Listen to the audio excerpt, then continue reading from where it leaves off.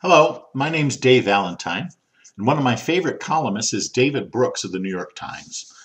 I believe he has an insightful analysis of cultural and ethical issues. Back in 2017, he published an article, The Strange Persistence of Guilt, that I thought was particularly insightful. The argument goes something like this. All people have to confront moral issues. We deal with ethical decisions every day. We can use religious principles, we can use philosophical principles, we can even use political principles, Marxist class theory.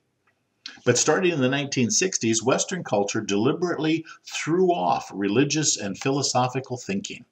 The goal seemed to become a chill, Snoop Dogg sort of worldview. You do you and I'll do me and we'll all be cool about it. Instead, we haven't entered the age of milquetoast bourgeois relativism. Instead, society has become a free-form demolition derby of moral confrontation. Is that not a great phrase to describe where we're at today? Guilt has proven amazingly resilient.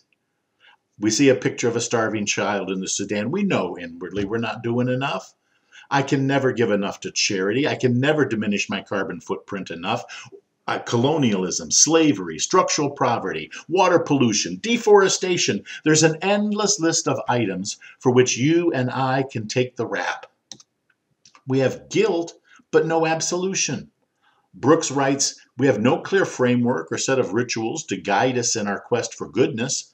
Worse, we have a sense of guilt and sin, but no longer a sense that we live in a loving universe marked by divine mercy, grace, and forgiveness. There is sin and its guilt, but no formula for redemption. The only acceptable absolution is victimhood.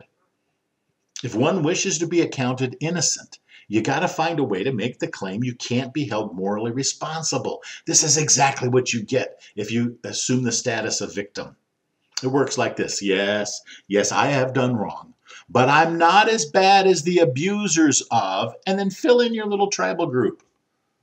White Dutch corn farmers in Iowa, left-handed, red-headed pygmies, whatever the group is, I am relieved of any moral responsibility here. You cannot expect me to care for that child in the Sudan. Now, there are always legitimate victims. Racism is a deep and abiding stain on our country, and we need to address it. What I am saying is when we weaponize victimhood with a claim of moral innocence as a result, we're going to fragment our society beyond repair.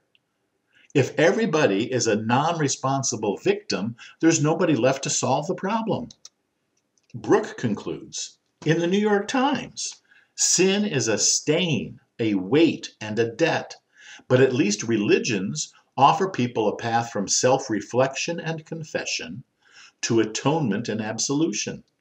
Mainstream culture has no clear path upward from guilt, either for individuals or groups, so you get a buildup of scapegoating, shaming, and Manichaean condemnation. Guilt has been amazingly persistent. How do you deal with yours? Come on out to East Maine and hear a good solution.